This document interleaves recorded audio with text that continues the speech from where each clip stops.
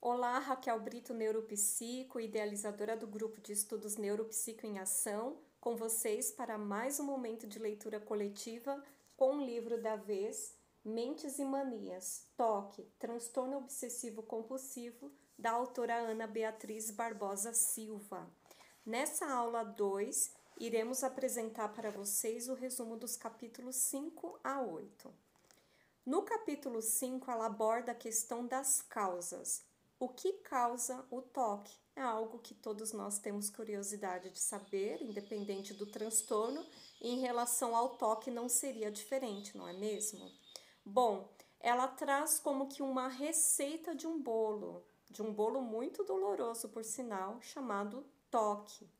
Primeiro fator que ela traz, os fatores genéticos. Aí ela traz uma ressalva de não sairmos por aí em busca de nossos ancestrais, procurando respostas, culpando-os por um transtorno, um sintoma de TOC que porventura tenhamos. Não, existem outros fatores envolvidos, como por exemplo, ela traz aqui uma infecção por Streptococcus beta-hemolíticos no grupo A. O que seria isso? Essa substância, ela gera uma doença como a febre reumática, que se manifesta após a infecção na garganta. Então, por exemplo, uma criança que apresenta uma dor na garganta muito forte, causada por uma amidalite ou sinusite, e ela vem apresentar sintomas do TOC, como irritabilidade exacerbada, desatenção, é importante que essa criança seja submetida a exames, como ela vem trazendo aqui, exames específicos como ASO, para que busque presença de anticorpos e o médico possa assim dar um melhor direcionamento. Outro fator que ela traz aqui é a serotonina versus TOC como algo positivo. A serotonina é um elemento chave, os pacientes vêm respondendo melhor a um tratamento que combine antidepressivos, que aumentem a serotonina e assim regulariza os tiques. Algo de extrema importância que ela traz, como em todos os transtornos que estudamos até o momento, é a questão da região cerebral. Como que isso impacta na questão do TOC? Bom, os núcleos caudados estão envolvidos no início das ações e também no controle dos movimentos que realizamos, enquanto que o lobo frontal tem o papel de coordenar e integrar essas ações e movimentos com todo o restante das atividades cerebrais. Que conclusão podemos chegar em relação à pessoa que tem TOC? Podemos imaginar que essa pessoa, então, ela tem uma disfunção nesse circuito que desencadeia pensamentos ilógicos e desagradáveis que não foram devidamente filtrados, além de ações repetitivas e incômodas que são os sintomas do TOC. Gravidez. O que a doutora vem a nos falar sobre pessoas que têm o TOC durante a gravidez? Os estudos recentes, eles dão destaque a um hormônio chamado oxitocina.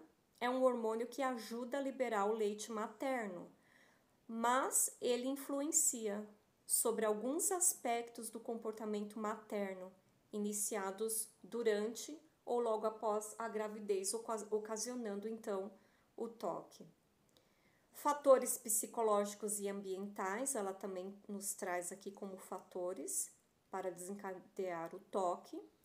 E a que conclusão ela aborda aqui? O mais importante não é saber exatamente o que causa o TOC, mas saber que existe uma saída para quebrar esse círculo vicioso com todos esses rituais, através de medicamentos, psicoterapia e melhor qualidade de vida para os pacientes. Então, da minha parte, o resumo era esse. Até o próximo momento.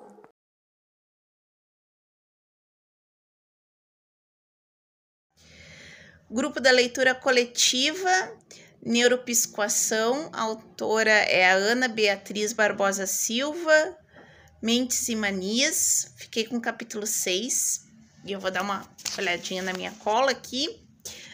Que esse capítulo fala sobre o toque, sobre a visão da psicologia evolutiva. E ela trata da ansiedade como tendo a função, o seu valor para a nossa sobrevivência. A ansiedade, ela vem acompanhada com a emoção do medo, e para uma sociedade que idealiza pessoas fortes e poderosas, isso pode não soar bem.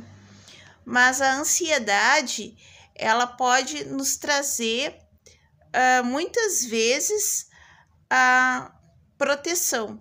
E ela traz o exemplo de 2 cientistas que fizeram testes com peixes e dividiu em 3 grupos. O primeiro grupo era de peixinhos bem corajosos, o segundo grupo eram cautelosos, mas com uma ansiedade normal, e o terceiro grupo eram de peixinhos bem medrosos.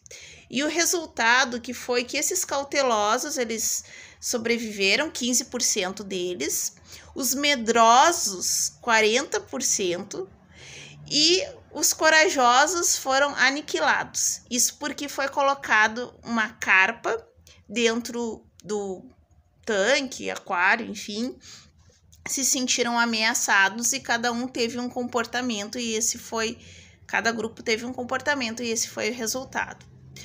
Bom, o que ela quer tratar sobre isso? Que se isso aconteceu com os animais, isso também aconteceu com os seres humanos.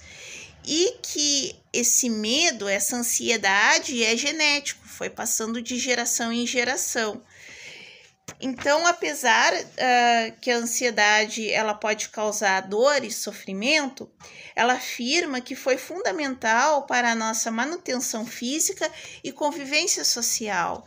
E até a ausência desse sentimento, ela é perigosa, porque vai caracterizar uma pessoa que é sociopata, psicopata, e vai causar danos, assim, à sociedade. Então, tem essa questão também.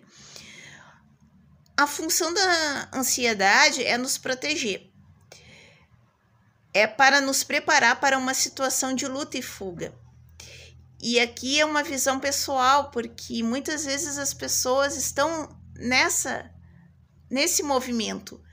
Se prepara para uma luta, mas muitas vezes não sabe qual é a válvula de escape que ela vai ter, a fuga, ou seja, a ação.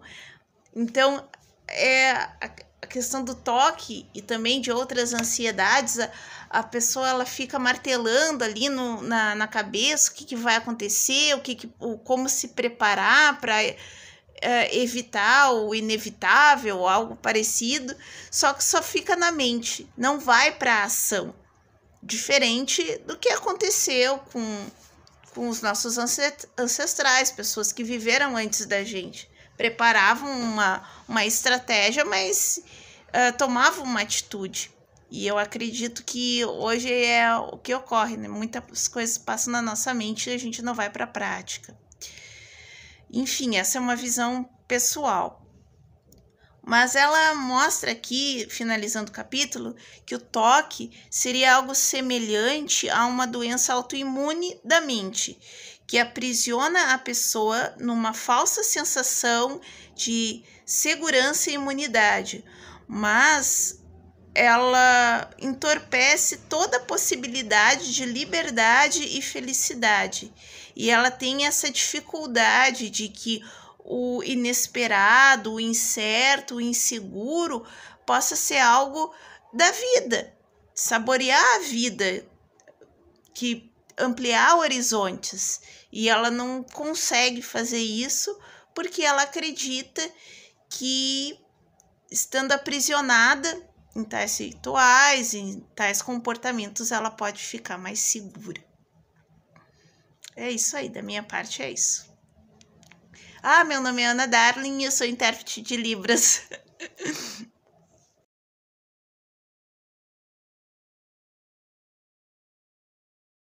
Olá, meu nome é Sineli Santos, sou neuropsicopedagoga clínica E hoje eu venho deixar um gostinho, uma curiosidade de entender um pouco mais sobre o transtorno obsessivo compulsivo, TOC. Então, lendo o livro de Ana Beatriz Barbosa, Mentes e Manias, ela traz o espectro desse transtorno. E ela faz uma comparação com o arco-íris, dizendo que esse transtorno de ansiedade tem muito mais de 7 cores. Ela divide em 2 grupos, 2 polos, o compulsivo e o polo impulsivo. Então, os transtornos que se enquadram no polo compulsivo, qual é a característica marcante? É a fuga do risco e do sofrimento. E os transtornos que se enquadram no polo impulsivo é a busca pelo risco e pelo prazer. No TOC, as pessoas elas são acometidas de pensamentos perturbadores, de pensamentos negativos, de forma sequencial, constante, que vai gerar um comportamento compulsivo. Então, um exemplo, a obsessão por limpeza. Qual vai ser a compulsão? Querer tudo limpo. Mãos limpas, banho a todo instante. Então, esse é um dos exemplos. Mas o que mais me inquietou e preocupou, vivendo na sociedade que a gente vive, são os que não são visíveis aos olhos. Então, existe o toque apenas do pensamento. A fuga por esse risco e sofrimento, a compulsão também vai se dar de forma mental, através do pensamento, né? Então, mais difícil de detectar, mais difícil de tratar. Então, a mensagem de hoje é: vamos estar atentos às pessoas ao nosso redor. Vamos atentar para nós, principalmente nós profissionais que cuidamos do outro, né? A mente da gente é maravilhosa e há uma necessidade muito grande de cuidar dela. Então, leiam, vamos ler, né? A leitura modifica o cérebro e quanto mais conhecermos, mais a gente vai poder fazer a diferença na vida das pessoas.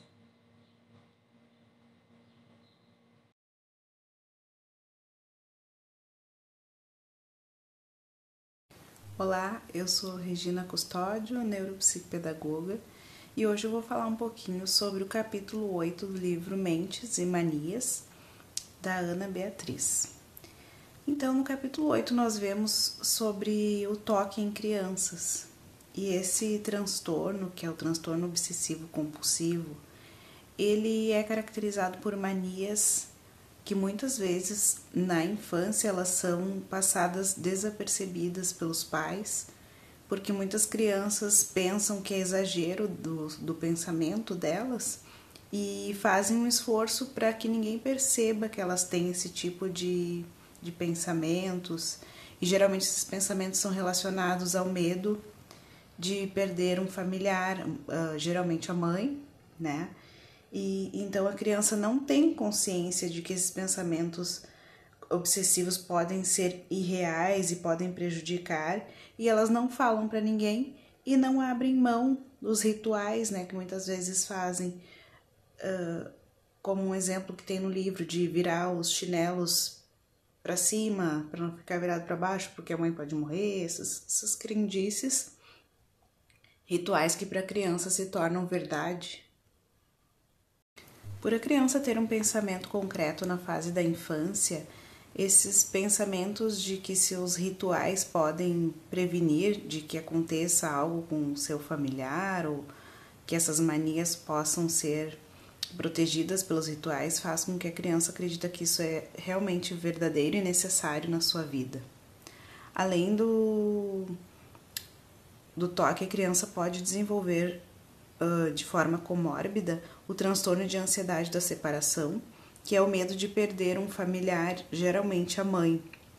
E essas obsessões da criança, elas são relacionadas aos medos primitivos de desamparo, abandono, preocupação com os pais, gera medo de fantasmas, coisas que a mente da criança vai criando e acaba que afeta a concentração, a memorização, e isso gera dificuldades na aprendizagem também.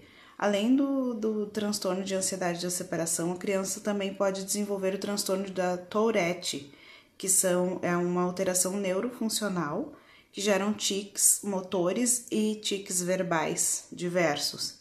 Então, é mais um sinal de atenção para os pais e terapeutas. E ainda falando sobre o capítulo 8 do livro Mentes e Manias, da Ana Beatriz, ao final do capítulo sobre o TOC, que é o transtorno obsessivo-compulsivo, fica um alerta para os pais dos seguintes comportamentos de filhos um tanto sistemáticos, que têm manias de fazer as coisas sempre do mesmo jeito, filhos que perguntam várias vezes a mesma coisa, crianças que têm comportamentos e gestos estereotipados e padronizados, e crianças com desconforto ao sujar-se, e crianças que mexem muito em feridas, aquelas feridas que não cicatrizam nunca porque a criança está sempre cutucando, devem ter uma atenção dos pais e procurem um médico para sanar suas dúvidas.